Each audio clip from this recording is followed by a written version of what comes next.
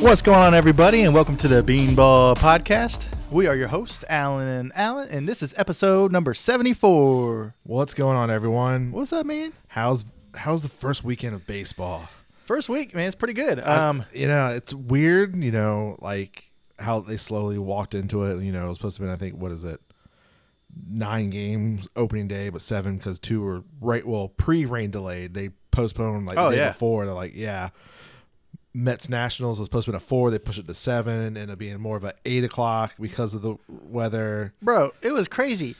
I'm sitting here watching the game, first game of the season. It's cool. Yeah, here we go. Here's our players. That's awesome. And then the Nationals started bringing out their players. You were texting me, and I was like, dude, what is this? Yeah, I was like, who cares? Someone else did something like that, or they just did too much. I think, Garrett Cole, the Yankees, was not happy because they took too long. Yeah. Because he was ready to roll. You're messing up my timing.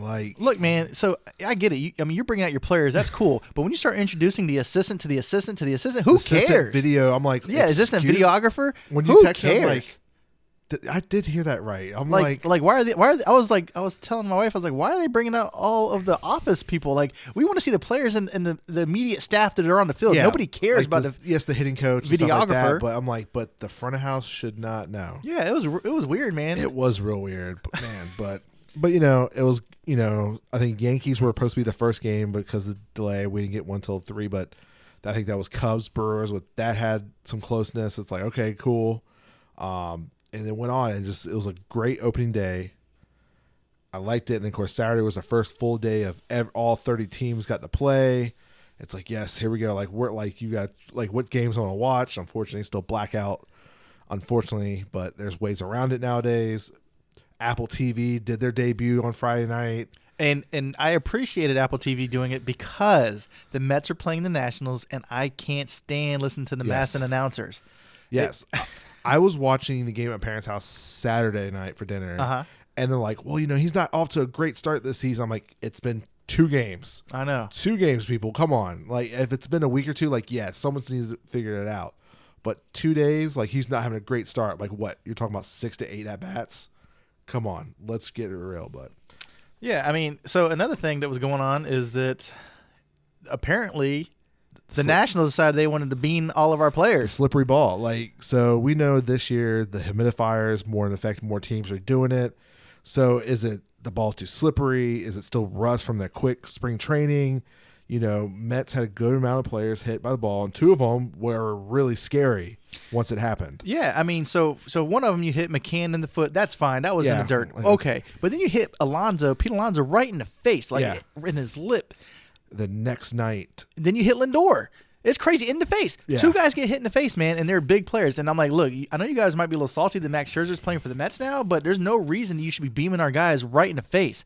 It's crazy. I talked to a Nationals player last night, and he's talking about, they leaned into it. Get out of here. Oh, Lord. Nah, but stuff like that is just scary. 2 bloody lips. Yeah. And both of them the next day hit a home run against some kind of little. And Pete Alonso hit his first Grand Slam. That's pretty cool. But there's a lot of other Grand Slams hit over this today, actually. But now I'm thinking okay, maybe in April, May, depending on location, is there something MLB can give these pitchers a little something to better grip if it is the ball being too slippery? Yeah. Is there something that in common ground? It's behind home plate.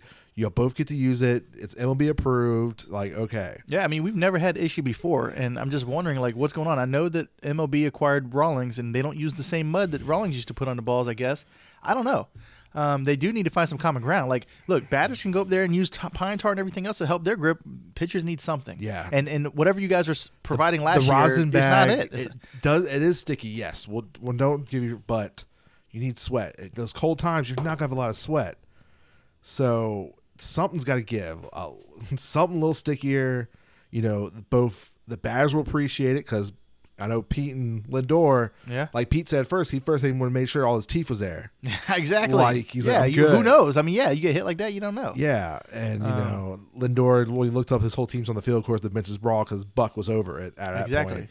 And also, I just want to side note, before we started this podcast, I did see that Mullins for the Orioles hit his first Grand Slam. He was the Silver Slugger Award winner last year. So, hey, there's hope out here. I regret not going harder on his cards because, of course, that his rookie debut, everyone thought this is the future for Orioles. Absolutely. You know, everyone like, okay, what is it? Adam Jones, like this is his replacement, and he had a great that first year. That second year, he was terrible, and people will write him off. Yeah. Come to find out, he had an illness that didn't help the whole situation. He got it fixed last year. Had an all-star year. 30-30 member. It's like it's showing that that was a fluke. This is a future piece for the Orioles that can build around to help. Right, but I mean, we get it though because we see a lot of the players who might never make it, and there's a lot of hype around them. Like who's that guy who we couldn't even get his autograph on anything other than what they provided? Chance Sisco. I mean, what's going on with that guy? I don't know. Last time I checked, he was a minor leaguer for the Mets. Exactly, and then you got Pedro Severino. He was a catcher there for a while, and he's got suspended or something recently. I think he got in trouble for whatever reason. It was fertility drug that had something that was banned. He's trying to get him and his wife trying to get pregnant. Isn't that crazy? So he's suspended for half the year. And then you get guys like Trey Mancini, which we didn't even know he was going to be an or a big player. And now he's like the he face. was like he's up there, like finally someone through Norfolk, and he's so I get it with Mullins. Like people you never know until they actually get there and they show you what they can do. But yeah, let's move on to some other things. So first thing I want to talk about is. Good old Manfred decides he wants to try to get on the players' good graces, and he's providing them with headphones. Yeah, the Bose headphones on opening day was a peace offering after that bitter 99-day lockout that delayed the start of the season. Like, I mean, it's cool. I own some Bose headphones, so I'm cool with it. But he said, please accept this gift as a small gesture of my appreciation for the hard work that comes with being a major leaguer and your respect for our incredible fans. Thank you for everything you do in the game. It's such a rich history and a deep meaning to our fans in the U.S. and around the world. Wishing you the best of luck for a successful season. What do you think? I think this is just a bunch of bull. It's trash. Who's even spending this money? Like, did this come out of a fund that should? No, this is a sponsorship deal for sure. Oh, like damn well this thing gonna get leaked. But if it was sponsored, how did we find out it was Bose? Because I didn't really hear Bose thrown around a lot, but I did hear it was Bose. Athletic was the first to report that players were getting this. Of course, some players got Thursday who got were open day. The rest got all Friday and stuff. But this has been an icy relationship since he took over back in 2014. And the lockout didn't help. This just puts the cherry on top that he's out of touch with what the players want. Yeah. You're telling me these players all are coming in, nobody has headphones? They already have their headphones. Like, they already got what they it's like, okay, this is a nice gesture I give to my kid. Like this is like, it's whatever, but it's... To show some light on it, Adam Wainwright, he is from the Cardinals. If you don't know, he's a pitcher. He said, and I quote, "To just put it bluntly, he doesn't do anything for us. I know how that's going to read, so Commissioner Manfred, don't take it personal. That's just how it looks from the player's standpoint." And I feel the same way. Like, this is trash. Nobody even, it's not something anybody wanted. You're not building any bridges. You're not doing anything here. It's just a meh. It is, yeah. It's like, I don't remember seeing him at any of the games opening day. Like that, I kind of flick through and watch. I'm like, he should have been at something. I guess maybe Yankees, Red Sox, since it is New York, he probably was planning, but being the first game, but rain out. But who knows? But still, the little gift, it's like that's cool and all, but he should have got him. He should have got him a case of this Liquid Death mango chainsaw. This stuff's pretty good. I don't know, man. I just look some sticky these guys. Stuff so players won't get hit. Right. I don't know.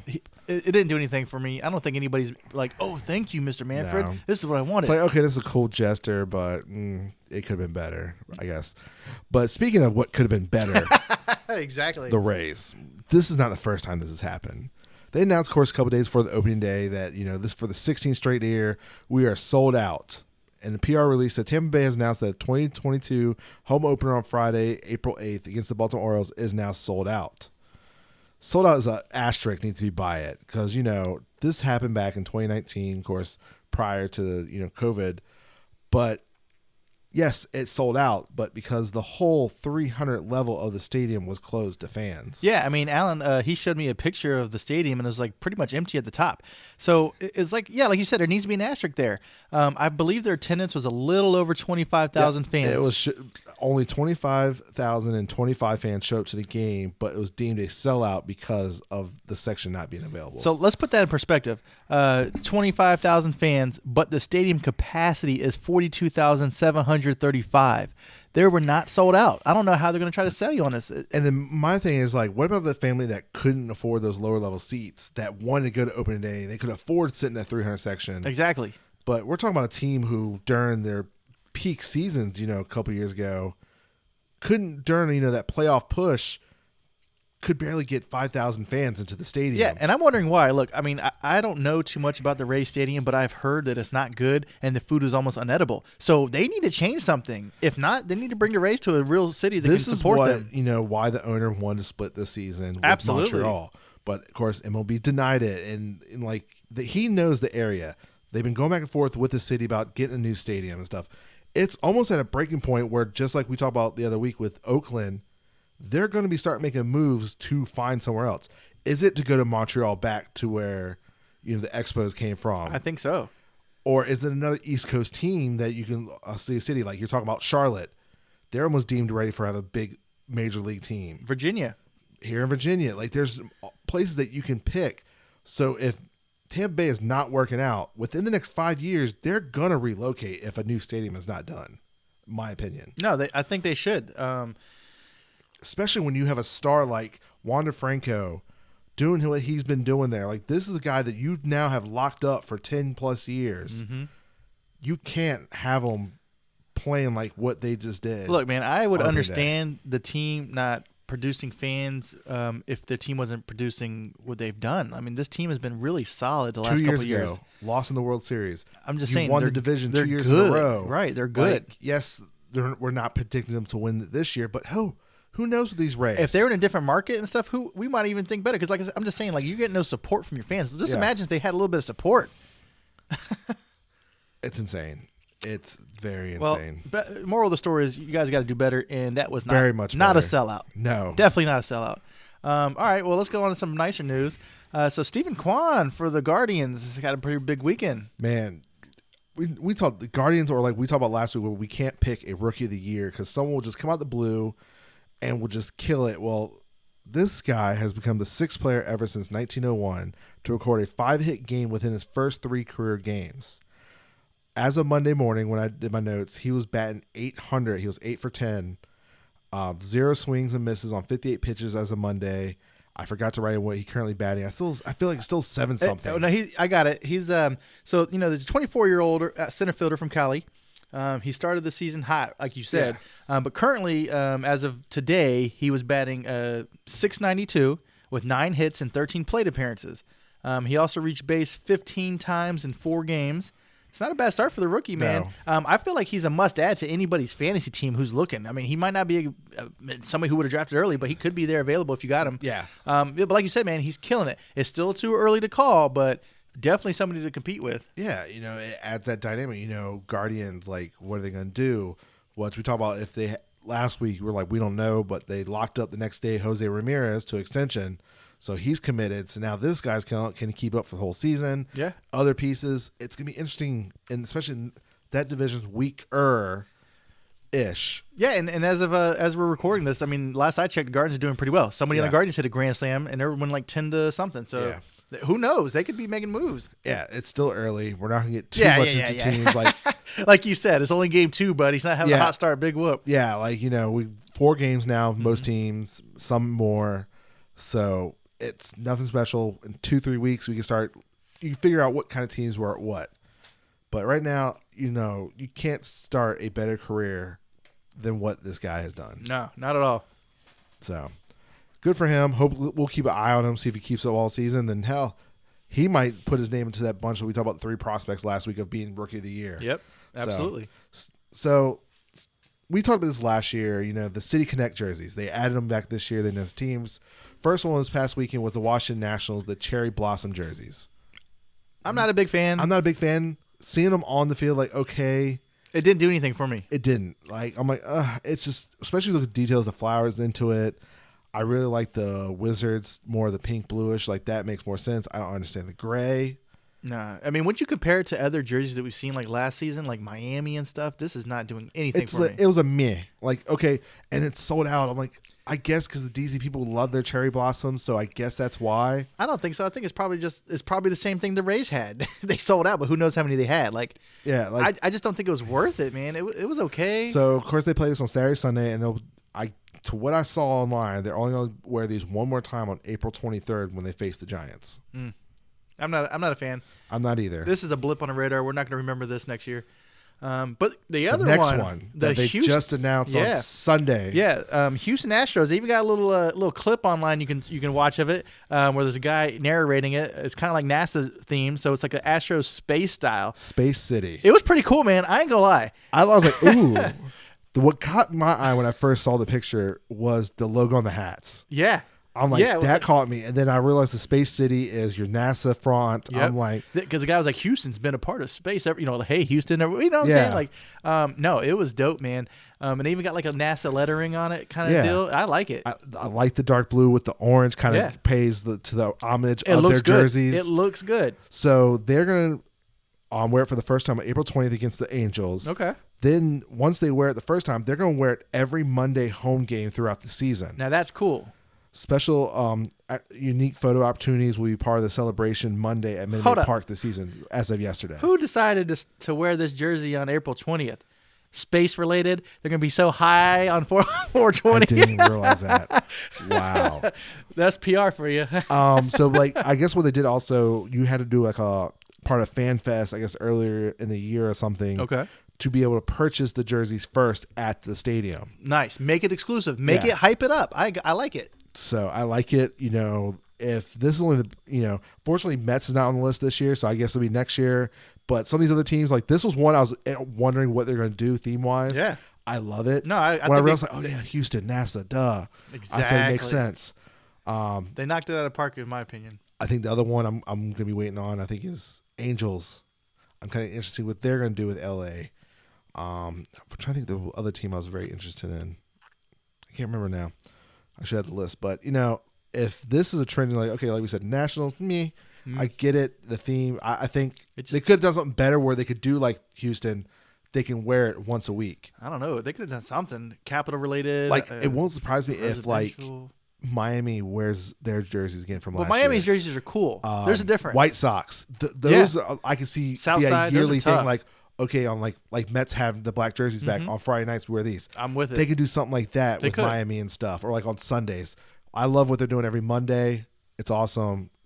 Astros hit out of the park with these jerseys. Yeah, man, they did a good job. So, all right, milestones in a season we knew was coming. We talked about last mostly week, pool holes related. Pool holes. We talked about. Well, Miguel Cabrera we knew is one of them. He wasn't far away from the 3,000 hit club. Started the season off well. He's now, I think, as of last night, 9 hits away. I don't know if he got a hit tonight yet, but he's still batting about 300 already. And that DH role, Spencer came up and has now got first base, and Miguel's doing pretty well so far. I mean, because the last couple seasons we've been like, okay, maybe it's starting to show his age, but yeah, he's still killing it. So he already has 502 career home runs. His career batting average is 310. Think about it. A power hitter who's hitting 310, and now you're going to add 3,000 hits to 500 home runs? Dude, he was already a first ballot Hall of Famer. The Triple Crown. You know what I'm saying? The home runs, it's just stacking up. His batting average is, like I said, over 300. Yeah. And he's a power hitter. Yeah. When I think of power hitters, you always think of obviously not older ones like Sosa and McGuire and Bonds, but when you think of the newer ones, you think like, I don't know, Chris, whoever, the guys just swing. They swing and they strike out or they hit home runs. This guy gets hits. So not only is he already a first ballot Hall of Famer, in my opinion, you add 3,000 hits to that resume. Yeah. It's just a cherry on top. Having 500 home runs and in the 3,000 hit club, bro, is so rare. And then remember the Triple Crown year. It's just like, this is what the guy was. Yeah, man. And it's finally he's getting a chance. So if you look at their schedule coming up, if he gets at least one hit a game, he could get a little more. Most likely he will hit that 3,000 club. He will be at home. They have 2 series back-to-back at home between the 19th and 24th against the Yankees and Rockies. I'm very happy if he does do it, it's at home for those fans that have been loyal to him for all those years. Yeah, I mean, he's obviously going to do it, but he might do it pretty quick. Like you said, he's batting 310. It's not like he's out here struggling batting 100. He's batting 300. He's hitting the ball. And for a guy like that who doesn't have any speed left for him, yeah, that's pretty solid, man. Yeah, and it's none of been home runs yet. It's been all singles, and I think one double if I remember correctly. But it's man, good job, Miggy. It's just wondering if I think what is it, Jeter, when he did his 3,000, it was a home run. Oh yeah. When that trying to trade that ball in, I remember it was like season tickets next year and the rest of this year and stuff like that's gonna be a pretty penny if it does something like that. But still, like those special balls deserve to be with those players and stuff. Quick, see if you got anything tonight. But this is just another check off the box for him. Absolutely, he doesn't need to do anything like else. This is the final check to solidify everything. Because I don't think there's any other milestones after this for him. Like I said, he gets what was it, his home run total again? 502. So yeah, he's not going to reach 600 in his career. So he's above the 500. I remember, because last year was the for the 500. So let's see, he did play tonight, but 0 hits. He was 0 for 4 tonight, which is fine. I mean, it happens. He's got he's 9 hits away. I don't know, man. He's doing good. He already has the World Series ring. So, like you said, what else does he do? 11-time All-Star, 2-time AL MVP, Triple Crown winner, 7-time Silver Slugger. It just goes on. Yeah, he's going to be a first timer. This is the final check for him. And, it's going to be something special. But this he doesn't year. even need it.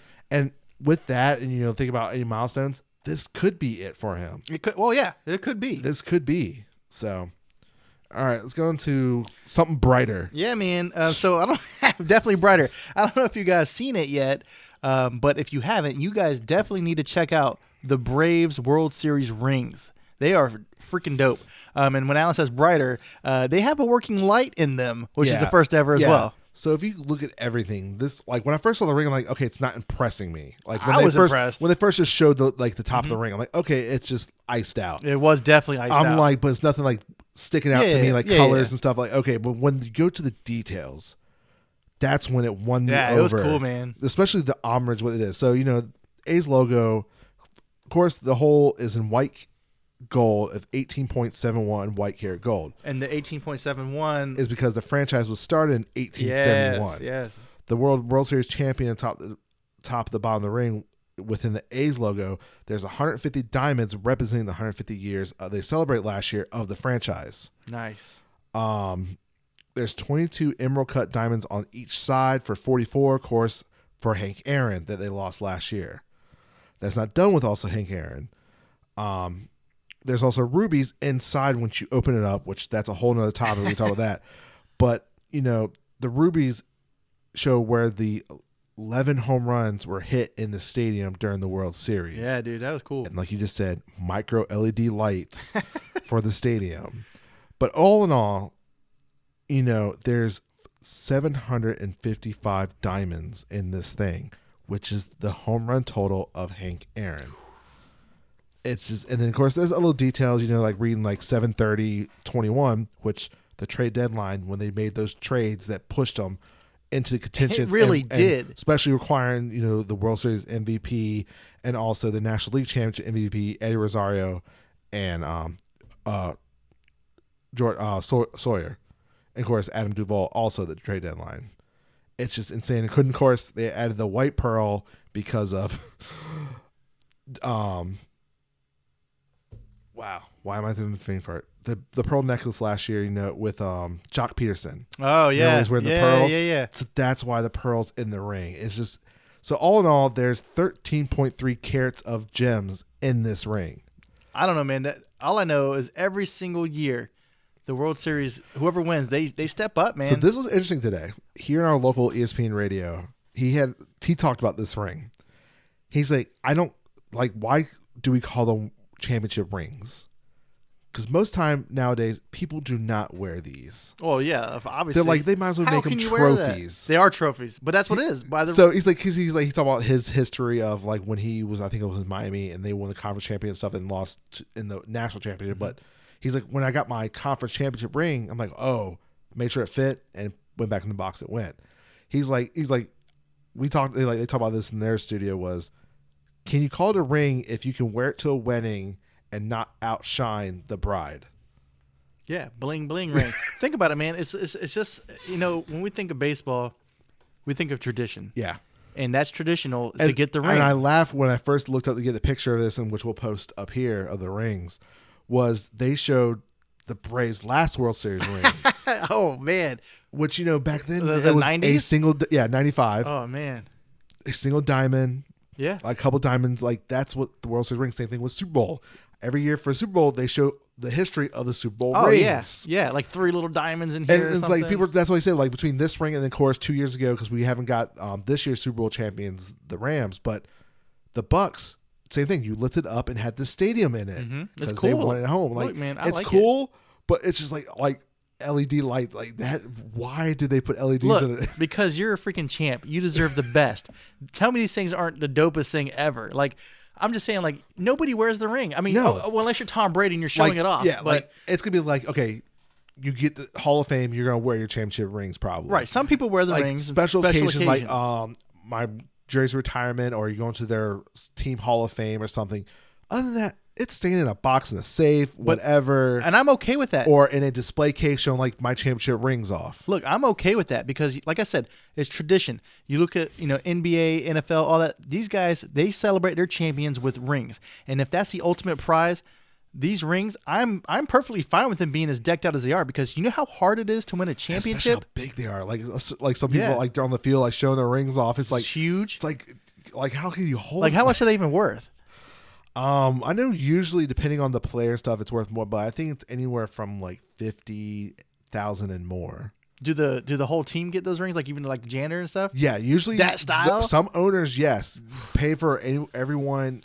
Okay. Especially if you played a certain amount of team and you went back to minor leagues, you get a ring. Well, look, I would understand like some of those players like selling those, but I would have to keep on. That's why usually you do get certain people who sell the ring, like if they're like a B player, like they need some money and stuff. That's how you Super Bowl rings, stuff like that, get out there. I couldn't do it though; it'd be too tough to let go. I'm just saying, Alan, I'm okay with this ring. You know why? Because it is the ultimate championship. Like, you won the whole thing. That's the hardest thing to do, and now it's forever solidified. And your trophy is this cool freaking ring. Yes, I like it, man. You're not gonna tell me it's not cool. And you see some players and coaches and stuff. I wonder how much it costs to get a World Series trophy, because I've seen some managers and stuff, they show like their office, they have replicas of their World Series they won. I'm like, I wonder how much, like, that'd be more something like, I wouldn't show off my rings like in a display case in my house. Those I'd rather pay for to display, like, that's my championship I won that year, like stuff like that. And of course, your Cy Young and stuff like that. But like the ring, I feel like that has to be in my safe because sticky fingers happen. I hear you, but just tell me the display on a thing. Like, you gotta, I don't know, man. It's just, you put the lights on it just right. It's just all in your face. I can't even see. Yeah, it's like, oh, let me take it off. And then, like, is there something on in there? It's like switches on the light automatically. Then it's like, it's definitely got to be the coolest piece you own, though. You know what I'm saying? I really like it, man. You can't. So I'm going back to the couple. Like I like more color. Like I understand all the whiteness and stuff. So I like. Recently, I think I like the Nationals more because of the more colors and stuff in it. But look, I appreciate it for what it is. Yeah, I mean, look, it's just like shoes, man. There's some shoes that are bright green that are super dope, and there's some that are just plain black and white that are awesome. Yeah. It's its own thing. I'm glad they all don't look alike. I really like it. Like you said, the Nationals one's really cool too. Yeah. But I like what they did. Yeah. Every year you kind of like every year Super Bowl it's before the season, but NBA and MLB it's on the first game or like the weekend of, like you're like, okay, let's see what they did this year, and then the video comes out and you watch it like, oh, okay, lights. I'm like, are we really putting lights in rings? The lights might be a little much. That was a big thing. Like when I watched the video, I'm like. And everyone's talking about it, like you put lights in a ring. Look, man, they do what they want. So I'm pretty sure it's a bitch or probably impossible to probably replace that battery once they go out. Yeah. Or you send it off to the jeweler to be like, but at that point, is it even necessary? Nah. But speaking of some, we'll change subjects. Not really. We'll move on. But some drama, some upsetness of how yesterday's game ended with the Rangers and Rockies and extras.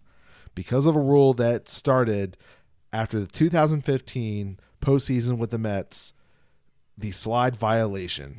Look, man, I know everybody's hating on this rule, but like you said, it brings me back to when Chase Utley broke Ruben Tejada's leg sliding into him. Yep. And this is for player safety, and I'm okay with it. It reminds me of also when Buster Posey got busted down, ran into when they were trying to get the ball free, and he broke his whatever, and he was out for the season. It's like, well, these were the old rules, but now we got to make it safe for the players. It's the same thing in football. Yep.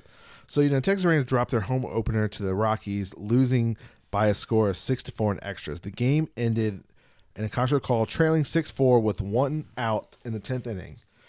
A hit grounder to third base was threatened to the end of the game with a double play. After Garver was out prior to the slide into second, Garcia beat a wild throw by the second baseman Brandon Rogers to first base that allowed Garcia to move up 90 feet to scoring position. An additional Marcus Semien scored on the play, cutting deficit 6-5. Colorado challenged it, and then the ump comes out saying violation of the slide rule, which was overturned and called both runners were out, ending the game. Right. It was interesting to watch because the coaches were upset. Yeah. When you went back and looked at it, the player went into the second baseman. Exactly. And you didn't try to avoid it or go to the other way or just not, but you clearly went more into the player. Right. So MLB Rule 6.01, if a runner does not engage in a bona fide slide and initiates or attempts to make contact with the fielder for the purpose of breaking up a double play, he should be called out for interference. A slide should not be a bona fide slide if a runner engages in a roll block or intentionally initiates or attempts to initiate contact with the fielder by elevating his kicking leg above the fielder's knee, throwing arm, or his upper body.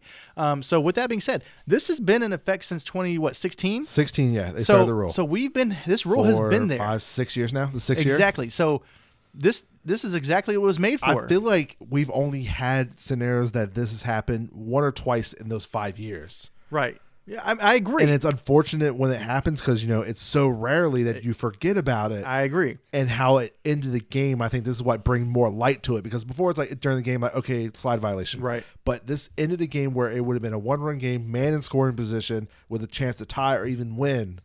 Look, man, and it's unfortunate, but those are the rules, and they're made for a reason. And this is one of the rules I get behind. It's freaking basically ended Tejada's career. Yeah, he ended up in the minor leagues for a couple of years, and I don't even know if he's playing still. Yeah, he fizzled, and it's not his fault. He was doing great. It's the fact that this is for their safety. You don't want your star second and second base and the shortstop getting. I remember injured? Someone tweeted about when Ruben got hurt. If this was a star shortstop, if this happened to Jeter, this would have the new rule would start tomorrow. Exactly. So with that being said, I don't know if there's any backlash or the fans are getting upset, but this is a good rule, and this is exactly how it should have ended the game. Yeah, I'm okay with it. I'm glad it was just the home opener. It wasn't something that cost of playoffs or something. Right. Like you learn now. You do have a young team in Texas. Yeah. Like learn from it, grow from it. And let's move on. But I mean, I only watched the replay once or twice. I didn't see how close he tried to slide or not. But I'm just saying, like, when you see like Chase Utley, for example, when you're past the bag and you're trying to slide into him, that's not a slide. You're intentionally trying to hurt the guy. Like he was clearly out. Like it was so far ahead. And he should have bailed the trying other to make way, contact, exactly, or just stayed down more. And he went more so the second baseman side.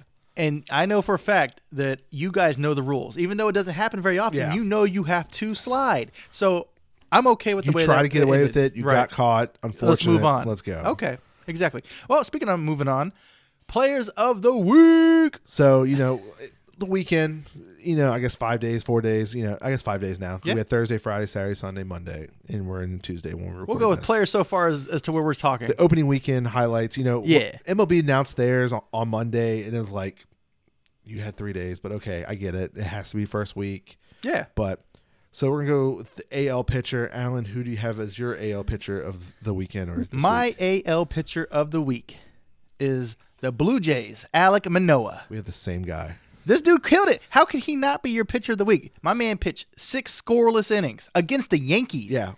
1 hit, 7 Ks. Yeah. Perfect. This is like, especially the Yankees, Toronto, like this is one of those series that this division is going to be tight. We talked about last week. Everyone's talking about it. And the Yankees, of course, come off their first series win against the Red Sox. You go to the Toronto series, and you're like, who's this guy? Exactly. And he stepped up, fanned 7 Yankees, shut them down to let the Blue Jays win their game. And as much as we've been talking about the Blue Jays recently, he has not come up. Yeah. So he's their back-end starter. So, it showed potential. As the Blue Jays, okay. But to do that against the Yankees, that is solid. Very solid. Speaking of solid, my AL player of the week, I went the same as the MLB player of the week, Alex Bregman of the Houston Astros. Me too. Because when you go 6 for 14, 2 home runs, 6 RBIs, batting .429, it's hard not to pick a different player. Yeah. Like you looking at like who else I could pick. I'm like, no one just killed it. Right. I mean, look, there are plenty of other players that did well here and there, but when you put it all together, Bregman stepped up. Like you said, he had 4 runs, 6 hits, 2 home runs, 6 RBIs, and batting .429. You show me somebody better right now. Like, Nobody. We all wondered with the Astros, like with Carlos Correa gone, like is Bregman going to step up? Can he be the MVP candidate that for years people have been waiting for him to take that step towards? If he can keep this up, we're talking about MVP possible. Yeah, absolutely. If he keeps this up, then the Astros have a really solid chance of taking that division for sure. Like Alex has always been that guy. Like we saw brilliance, of course, when he was a rookie. That's 2017 run, and there's been times where he shined, then injuries and other stuff has happened where he's kind of fallen off. But if this is a clear indication that he's now figuring out he's coming to the end of where he can sign his extension now, this is showing bright spots for the Houston Astros, Space City. All right, well, moving on. National League Pitcher of the Week. Who you got? I have Kyle Gibson. Okay. You know, he was one of those 7 innings pitched, 2 hits, 10 strikeouts. Nice. He's a Philly, right? Yeah. I'm almost certain. Why didn't I write it down? I'm almost certain Philly. But I'm pretty sure he is. But if it is Philly, I'm trying to blank. But Philly we said about question marks after the 1-2, which I understand why Wheeler didn't make his debut till tonight. I'm like, he should have been your second guy after Nola, but and they were also going to take Wheeler out early too, but first debut. Yeah. And everyone, like when you looked at the pitchers of the week, it was kind of hard. Like you looked at certain pitchers that did go a little further, but most of them 4 or 5 innings is all they went. You know? And I like get we said, it was short spring training. Like we knew that's why they got 2 extra pitchers for the first couple weeks of the season. Like, but when you get 10 Ks on 7 innings pitched, that's pretty good, man. That's really good, especially when you saw other pitchers going that 4. The only other pitcher innings. I saw crush it was the other guy in Japan. The perfect game with 19 Ks. I think there was only one other pitcher this week that had more Ks. Okay, which I think was Rendon of the Giants. He had 12, but he had, I think, more hits. He had an earned run, but stayed in longer. Yeah, the guy was working. Yeah. All right. Who do you have? My National League Pitcher of the Week is the entire Mets starting rotation. My boys, through 4 games, have an ERA of 1.59, best in MLB. We were on our route to be the first to 4 wins, but somehow we let the Nationals get back in there in the last. And really, if you think about starter-wise, even starter-wise is what I'm saying. Walker last night did good until his shoulder after 2 innings. He was perfect through 2. Yeah, I know, man. I was like, okay. Like David Pearson's up to bat. I'm like, why? He's perfect through 2. Like, what's going on? Like, please don't tell me it was the knee and then end up being the shoulder. But, well, like I said, I could have picked a pitcher, but this was the perfect time for the Mets starting rotation to get a dub. Miguel, took the opening nod because, Scherzer wasn't ready to be the opener. DeGrom was hurt. Miguel was a rookie last year. They balled out, man. Had ups and downs. He came out throwing. Yeah. Scherzer did his thing, gave up 1 run, but still. I think Chris Bassett showed you the gem that he is for a third starter and say, I'm not afraid of you. Yeah. No, we look great, man. And then Cookie was the Cookie we thought we traded for last year. Yeah. He was showing promise after giving the solo home run and then settled down after that, fanning, I think it was 13, 15 straight before they pulled him. Just imagine if DeGrom is healthy. You already have a starting ERA of 1.59 with your 4 Mets starters. And before we went on, Miguel was still doing good in 4 innings. Yeah. So I'm happy with what the Mets are doing. You guys definitely deserve the nod today. So, all right. And the National League Player of the Week for me, I went with also MLB, is Nolan Arenado. Me too, buddy. 6 or 12, 2 home runs, 7 RBIs, batting .500. Just like we talk about Alex Bregman, 2 third basemen just straight killed it this weekend consistently. Crushed it, man. And like I said, we think of the Cardinals, the news has been on like Pujols returning, but like you said, Nolan Arenado, 4 runs, 6 hits, 3 doubles, 2 home runs, 7 RBIs, batting .500, and that's only in 3 games. Yeah. 3 games. 3. That's Friday, crazy. Saturday, Sunday. Ain't that something, bro? That's unreal. That is unreal. That is a start. That is how you start the season. This is what Nolan Arenado, we know, we know the glove is there. Yeah. The bat, the Cardinals could be scary. That's what I'm saying. We have the Cardinals as kind of like a winning sleeper the division, team. Yeah. I mean, like a team you don't usually think about right now. The biggest question mark for them is the pitching. Right. We know the gloves on the field is great, and the bats. All I'm saying is if this team is clicking, Nolan Arenado could have a MVP year, man. Yeah. Absolutely. So, all right. So, before we close, there's a couple of things I want to talk about a little bit. First was the kind of shocking little bit news out there that Nationals are thinking about selling. They talked to the same banking and mortgage people that helped the Mets sell the team when Steve bought it. So they're like, it's nothing in set stone yet. It's just feelers. But there's already a name being floated around. The Wizards, Capitals, the management team, ownership team. I mean, that makes sense. Makes sense. Everything DC. Why not just keep the baseball? Well, all I'm in wondering one? why the Nationals want to sell. I mean, they've had so much success. Yes, I get that. I get that they're getting rid of their players right now. The owner is 95.